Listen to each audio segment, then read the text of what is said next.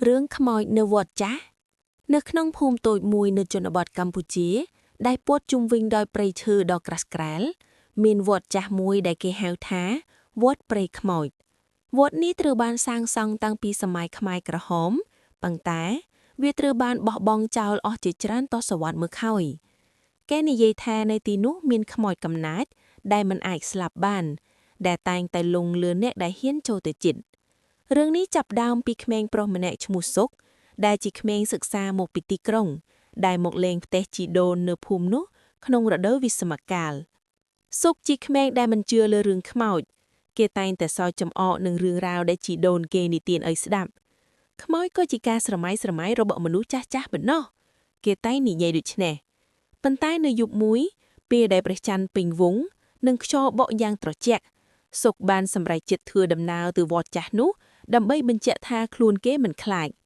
គេយកពិលនិងទូរស័ព្ទដៃមួយគ្រឿងជាមួយហើយដើរចេញពីផ្ទះជីដូនដែលស្ងាត់ផ្លូវទៅវត្តនោះឆ្លងកាត់ព្រៃឈើដ៏ងងឹតដើមឈើធំដុះខ្ពស់ឡើងទៅលើមេឃហើយស្លឹកឈើរសាត់គ្នាដូចជាសំឡេងខ្សឹបខ្សៀវសុកដើរទៅមុខប៉ុន្តែក្នុងចិត្តគេចាប់ផ្ដើមមានអារម្មណ៍ចម្លែកគេឮសំឡេងសើចស្រាលដូចក្មេងស្រីប៉ុន្តែពេលគេងាកមើលមិនឃើញអ្វីសោះប្រហែលជាខ្យល់បក់ទេគេគិតដូចនេះប៉ុន្តែកាន់តែដើរជ្រៅ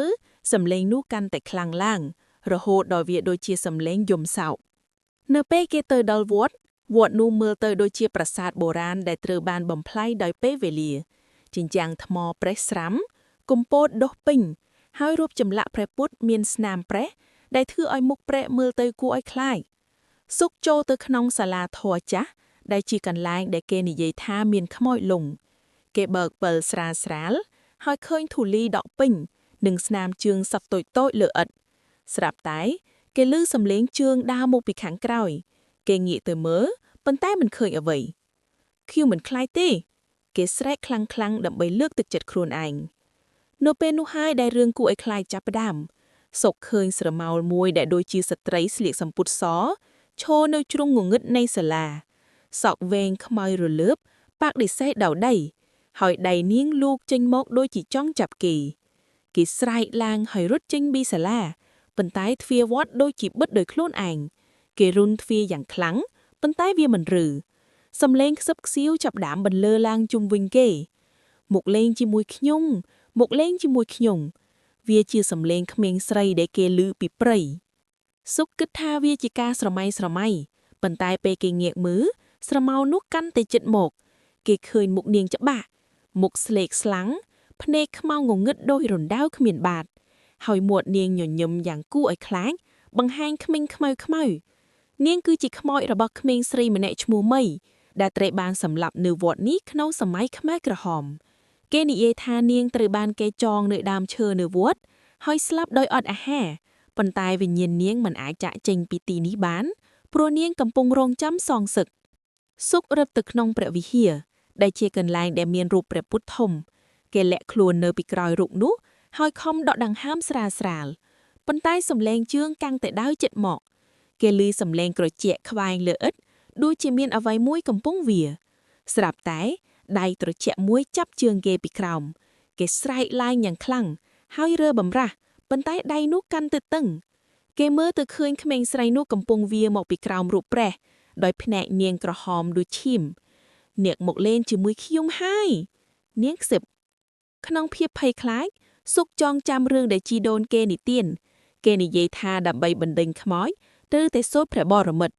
គេចាប់ផ្ដើមសូត្រព្រះបរមិត្តដែលគេចងចាំបានអតិពីសខេកវតសំឡេងនាងចាប់ផ្ដើមស្រែកយំហើយដៃនាងបន្ធូរគេរត់ចេញពីព្រះវិហារហើយរុងទ្វារវត្តយ៉ាងខ្លាំងរហូតវាបើកគេរត់ត្រឡប់មកផ្លូវព្រៃប៉ុន្តែសំឡេងនាងនៅតែដេញតាមគេឮសំឡេងសើចសំឡេងយំនិងសំឡេងខ្សឹបថាត្រឡប់មកវិញពេលគេទៅដល់ផ្ទះជីដូនគេដួលសន្លប់ទៅពេលភ្ញាក់ឡើងគេឃើញខ្លួនឯងនៅលើគ្រែហើយជីដូនកំពុងអង្គុយក្បែរនោះចៃឯងបានជួបនាងហើយមែនទេជីដូនសួរសុកងក់ក្បាលហើយនិទានរឿងទាំងអស់ជីដូនប្រាប់ថាមីគឺជាបងស្រីផ្ទាល់របស់នាងដែលស្លាប់នៅវត្តនោះនាងមិនអាចស្លាប់បានដោយការកំហឹងហើយនាងតែងតែលងលើក្មេងប្រុសដែលមកវត្តនៅពេលយប់ ព្រោះនាងចង់មានមិត្តលេងប៉ុន្តែរឿងមិនបញ្ចប់ត្រឹមនេះទេបន្ទាប់ពីយប់នោះសុកចាប់ដើមមានក្តីសុបិនគួរឲ្យខ្លាចក្នុងសុបិនគេតែងតែឃើញមីមកហៅគេទៅលេងនៅវត្តនាងញញឹមឲ្យលោកដៃមកចាប់គេពេលខ្លះគេភ្ញាក់ឡើងឃើញស្នាមដៃក្រហមលើដៃគេដូចជាមានអ្វីចាប់ពិតប្រាកដគេព្យាយាមប្រាប់មិត្តភក្តិប៉ុន្តែមិនមាននរណាជឿរហូតដល់យប់មួយពេលដែលគេនៅម្នាក់ឯងនៅទីក្រុងគេឮសំឡេងខ្សឹបពីក្រោមគ្រែខ្ញុំមកលេងជាមួយអ្នកហើយសុករត់ទៅបើកភ្លើងប៉ុន្តែភ្លើងមិនភ្លឺគេយកទូរស័ព្ទបើកពិលហើយមើលទៅក្រោមគ្រែនៅទីនោះមានស្រមោលក្មេងស្រីកំពុងអង្គុយភ្នែកក្រហមហើយនាងកំពុងញញឹមឥឡូវនេះយើងនឹងលេងជាមួយគ្នាជារៀងរាល់ថ្ងៃនាងនិយាយឲ្យលោកដៃមកចាប់គេសុកស្រែកឡើងយ៉ាងខ្លាំងប៉ុន្តែមិនមាននរណាជឿពីពេលនោះទៅគេបាត់សូន្យទៅហើយគេនិយាយថាសុកត្រូវបានខ្មោចមីនាំទៅវត្តចេះហើយឥឡូវនេះគេคล้ายជាខ្មោចមួយទៀតដែលកំពុងរងចាំមិត្តលេងថ្មីបើអ្នកហ៊ានទៅវត្តព្រៃខ្មោចនៅពេលយប់ប្រហែលជាអ្នកនឹងឮសំឡេងសើចរបស់ពួកគេទាំងពីរហើយប្រហែលជាពួកគេនឹងហៅអ្នកទៅលេងជាមួយថង